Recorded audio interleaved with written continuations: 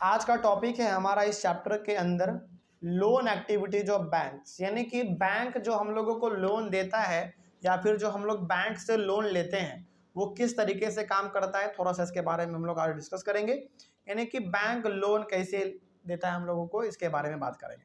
देखिए क्या लिखा हुआ है यहाँ पे, banks keep only a small proportion of their deposits as cash with themselves. देखिए बैंक में ना बहुत सारे लोगों का अकाउंट होता है और बहुत सारे लोग बैंक में पैसा भी जमा करते हैं। यानी कि हमारा भी अकाउंट में, मतलब हमारा भी अकाउंट है बैंक में, आपका भी है, आपके पिताजी का भी है, सबका है। यानी कि हर आदमी का लगभग अकाउंट होता ही है बैंक में लगभग, ठीक है। तो हम लोग जो इतने सारे पैसे जमा करते हैं बैंक में, तो सवाल है कि क्या बैंक वो सारा पैसा अपने पास रखता है? बिल्कुल भी नहीं, बिल्कुल भी नहीं। मतलब यहाँ पे हम लोग जो पैसा जमा करते हैं बैंक में, बैंक उन सारे पैसों को अपने पास इकट्ठा करके नहीं रखता है। वो करता क्या है, उन सारे पैसों का जो हम लोगों ने डिपॉजिट किया है उसका कुछ ही हिस्सा अपने पास वो रखता है और बाकी जो बचा हिस्सा हुआ वो किसको दे देता है? दूसरों को दे देता है जो कि लोन मांगता है, ठीक है। तो वही बात इसमें लिखा गया था कि banks keep only a small proportion of the deposits as cash with themselves, यानी कि अपने पास जो है वो मात्र कुछ रुपया ही, यानी कि कुछ पैसा ही वो लोग रखते हैं, पूरा पैसा वो लोग नहीं रखते हैं। बाकी जो पैसा बच गया वो किसी को लोन के तौर पे दे देते हैं, ठीक है। अगला, in India banks hold only 15% of the total deposits as cash. देखो ये बहुत इंपॉर्टेंट डाटा है, इसको आप अंडरलाइन कर लीजिएगा बुक में, नहीं तो फिर नोट्स में है तब तो फिर आप इसको यहाँ से लिख ही सकते हैं। इंडिया में ना हर बैंक के पास ये नियम है, समझिएगा ध्यान से। अच्छा एक बात और बताते हैं पहले आपको, इंडिया में जितने भी बैंक हैं इन सब बैंक का हेड हमारा कौन सा बैंक है बताइए? RBI, reserve bank of India, ठीक है। यानी कि जितने भी बैंक हमारे इंडिया में है ये सब के सब बैंक उन उसको फॉलो करेंगे जो आरबीआई बोलेगा, ठीक है। तो आरबीआई क्या कहता है हर बैंक को?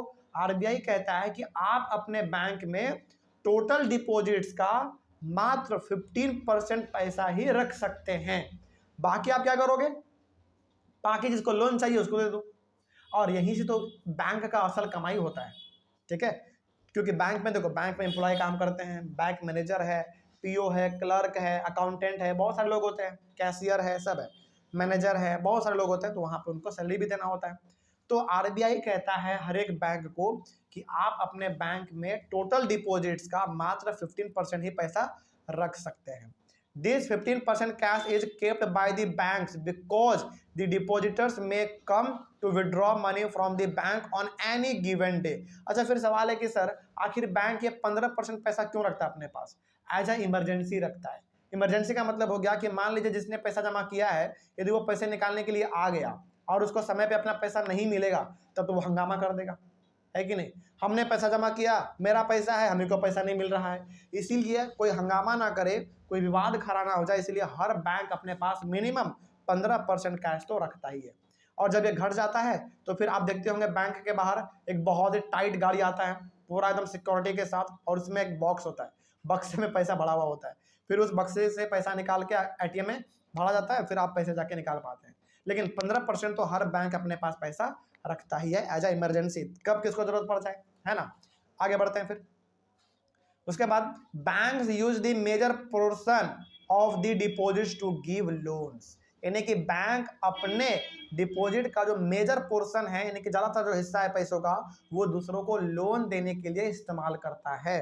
जैसे हमको लोन चाहिए होगा, हम बैंक मैनेजर के पास गए कि भैया हमको लोन दीजिए, तो क्या अपने पॉकेट से वो लोन देगा? नहीं, वो पैसा हमको वही वाला देगा जो हम लोगों ने जमा किया था, ठीक है। आगे बढ़ते हैं फिर। तो बेसिकली बैंक ज्यादातर पैसों का क्या करता है? लोन देने के लिए काम करता है वो, और उसी लोन से उस पर हम लोग इंटरेस्ट देते हैं, फिर उनका कमाई होता है, फिर वो अपने एम्प्लॉय को, मैनेजर को, हर किसी को पैसा देता है। There is a huge demand for loans for various economic activities. सही बात है, यानी कि हर आदमी को लगभग लोन का जरूरत लाइफ में एक बार तो पड़ता ही है ना। मुश्किल से ऐसा ही कोई आदमी होगा जिसको लोन का जरूरत नहीं पड़ता, लगभग हर किसी को पड़ता है। और लोन का जब जरूरत पड़ता है तो उसको लोन लेने का सबसे आसान रास्ता कहाँ पे दिखता है? बैंक, ठीक है। तो वो बैंक के पास जाता है। आगे, banks make use of the deposits to meet the loan requirements of the people. तो लोगों को जो लोन का रिक्वायरमेंट है उसको दूर कौन कर देता है? बैंक कर देता है। यानी कि आपको जितना लोन चाहिए आप बैंक को बोलो, बैंक आपको उतना लोन दे देगा। अच्छा, यहाँ पे ना कुछ शर्त भी होते हैं, याद रखिएगा। जैसे आप बैंक गए और आपने कहा कि भैया हमको 1 करोड़ का लोन चाहिए, क्या वो दे देगा? नहीं देगा, बिल्कुल नहीं देगा। पहले वो क्या करेगा, आपसे ना पूरा मतलब आपका इन्फॉर्मेशन लेगा, आप कहाँ रहते हैं, आपके पास संपत्ति कितना है ना, आपके पास प्रॉपर्टी कितना है, ये सब आपका पूरा वो जायजा लेगा। फिर उसके बाद आपको जाके वो लोन देता है। जैसे सपोज कीजिए, मान लीजिए आपके पास संपत्ति मात्र 10 लाख रुपए का है, ठीक है, लेकिन आप लोन लेने जा रहे हैं 1 करोड़ रुपए का। कभी भी बैंक आपको लोन नहीं देगा, क्योंकि मान लीजिए आप उसका 1 करोड़ रुपए लेके भाग गए, तो फिर बैंक क्या करता है, यहाँ पे आप उस पैसे को लेकर भाग गए, बैंक के पास एक ही रास्ता बचता है और बैंक को इस काम से कोई रोक नहीं सकता। आपके सारे प्रॉपर्टी को वो जबरन क्या कर देगा, बेच देगा और अपना पैसा इकट्ठा कर लेगा। जैसे मान लीजिए सपोज कीजिए कि मेरे पास ना 10 लाख रुपए का जमीन है और हमने बैंक से जाके ले लिया क्या, 1 करोड़ का लोन, फर्जी पेपर दिखा के कि हाँ मेरे पास ना 10 करोड़ का जमीन है। और चूंकि मेरे पास 10 करोड़ का जमीन है, हमने उसको फर्जी पेपर दिखा दिया और हमने गलत तरीके से लोन ले भी लिया 1 करोड़ का मान लीजिए, और हम भाग गए, एकदम गुम हो गए, पता नहीं हम कहाँ चले गए। और बैंक वाला क्या करेगा, फिर हमको ढूंढेगा, और हमको जब नहीं ढूंढ पाएगा वो क्या करेगा, मेरे जमीन को बेचेगा, तभी तो उसको पैसा इकट्ठा हो पाएगा। अब क्या करेगा, वो जमीन बेचने के लिए जाएगा तो उसको पता चलेगा कि अरे भाई इस आदमी के पास 10 करोड़ का जमीन नहीं था, बल्कि 10 लाख का था। तो यहाँ पे नुकसान किसका हुआ, बैंक का हुआ। हमको यदि वो पकड़ लिया तो ज्यादा से ज्यादा मेरा क्या करेगा, वो जेल में डालेगा, जान थोड़ी मारेगा। इंडिया में जान मारने का कोई प्रावधान है क्या? नहीं। लोन वोन के मामले में जो जान नहीं मारता कभी बैंक, आपको मुश्किल से मुश्किल आपको जेल में डाल सकता है। और क्या कर सकता है, आपका जितना संपत्ति है सारे को बेच के अपना वो लोन पूरा कर लेगा, लेकिन मेरे हाँ जब्त कर लेगा, लेकिन मेरे पास वो 10 ही लाख रुपया का है। क्या करेगा फिर वो 10 लाख रुपया अपना ले लेगा, वो 90 लाख उसका क्या हो गया, नुकसान हो गया, और हमको बाद में जेल में डाल देगा। इसीलिए बैंक कभी भी किसी को बड़ा अमाउंट देता है ना लोन के तौर पे, तो पूरा उसका पहले खोजबीन करता है कि वाकई में इसके पास इतना संपत्ति है कि नहीं है। बात समझ आ रही है? जैसे एग्जांपल के तौर पे ना, यदि मैं आपको एग्जांपल बताऊं, तो मेरे पिताजी जो कि किसान हैं, तो मेरे पिताजी ना बैंक से लोन लेने के लिए गए थे, ठीक है। तो उनसे पहले कहा गया कि बताइए आपके पास संपत्ति कितने का है। तो मेरे पिताजी को जितने का लोन चाहिए था उससे थोड़ा सा, देखो बैंक ना हमेशा ये चाहता है कि आपके पास जितने का संपत्ति है उससे ज़्यादा आप लोन ना लें, और जल्दी बैंक आपको देगा भी नहीं। जैसे मान लीजिए कि आपके पास ना 10 लाख रुपए का संपत्ति है और आप 10 लाख रुपए का ही लोन मांग रहे हैं, तो कभी आपको बैंक नहीं देगा। मुश्किल से बैंक कितने दे सकता है आपको लोन? यदि आपके पास 10 लाख का संपत्ति है तो 5 लाख का, 4 लाख का इतना आपको लोन दे देगा, क्योंकि आपसे लोन रिकवरी करने में बैंक को फिर आसानी भी तो होना चाहिए ना। तो मेरे पिताजी गए वहाँ पे, उन्होंने कहा कि हमको इतने रुपए का जरूरत है। तो मेरे पिताजी को बैंक वाले ने कहा कि आप बताइए पहले आपके पास संपत्ति कितना है। तो मेरे पिताजी ने बताया और आराम से उनको लोन मिल गया। तो कभी भी बैंक के पास आप लोन लेने के लिए जाओगे तो पूरा घर का पेपर, जमीन का पेपर, गाड़ी वाड़ी, ज्वेलरी, सब चीज़ का पेपर वो अपने पास रखता है, उसका कॉपी प्रॉपर्टी के तौर पे। क्यों रखता है? क्योंकि मान लीजिए आप कभी लोन देने में कैपेबल नहीं है, नहीं दे पाए आप, तो आपके सारे प्रॉपर्टी को वो बेच पाएगा। और आपके मन में यहाँ पे सवाल नहीं आ रहा है क्या कि सर क्या बैंक के पास अधिकार होता है कि मेरे प्रॉपर्टी को वो जबरन बेच देगा? बिल्कुल, उसके पास पूरा अधिकार है, ठीक है। आप यदि एक बार लोन पूरा नहीं किए तो फिर आपके जमीन को, प्रॉपर्टी को, घर को भी वो बेच देगा, लेकिन कैसे भी वो अपना लोन पूरा कर लेगा, ठीक है। और यदि नहीं कर पाया इसका मतलब बैंक किस में चला गया, घाटे में चला गया, ठीक है। इसीलिए बैंक किसी को भी लोन देने से पहले 1000 बार सोचती है, खोजबीन करती है, ठीक है। आगे बढ़ते हैं। In this way banks mediate between those who have surplus funds. Surplus funds का मतलब किसके पास ज़्यादा पैसा होता है? डिपॉजिटर के पास, यानी कि जो डिपॉजिट करता है। And those who are need of these funds, यानी कि बोरोवर। तो जिसके पास ज़्यादा पैसा है और जिसके पास कम पैसा है, इन दोनों के बीच में काम कौन करता है? एक ब्रिज के तौर पे काम कौन करता है? बैंक करता है। जैसे मान लीजिए, सपोज कीजिए कि आपके पास बहुत ज़्यादा पैसा है और आप बहुत अमीर हैं, मेरे पास पैसा बहुत कम है और हम बहुत गरीब हैं। हम आपसे पैसा मांगने के लिए जाएंगे ना डायरेक्टली, आप हमको नहीं दोगे, फिर हम किसके पास जाएंगे?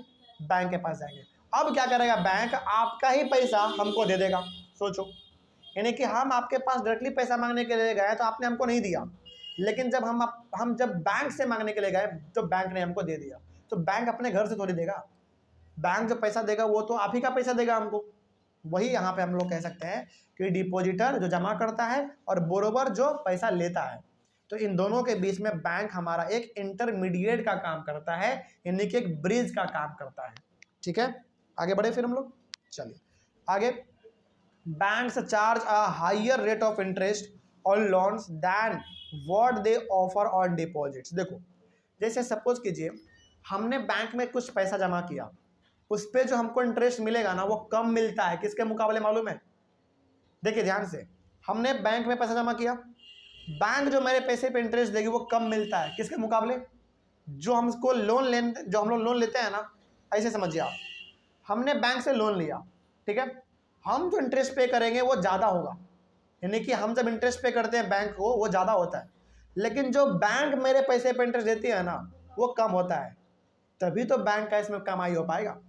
नहीं तो आप सोचो जितना पैसा हम बैंक को देते हैं लोन के तौर पे, इंटरेस्ट के तौर पे सॉरी, उतना ही पैसा यदि हमको वो दोबारा वापस कर दे इंटरेस्ट के तौर पे, तो क्या बैंक के पास कुछ बचेगा?